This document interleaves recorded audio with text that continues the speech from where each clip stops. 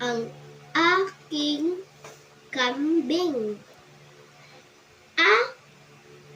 Ako ay may kambing. Ang balbas nito ay mahaba. Tuwing umaga, dinadala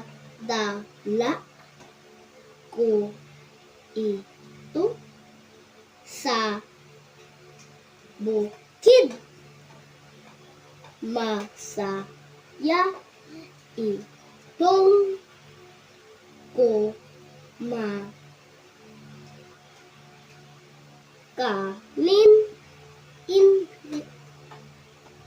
ng sariwang damo.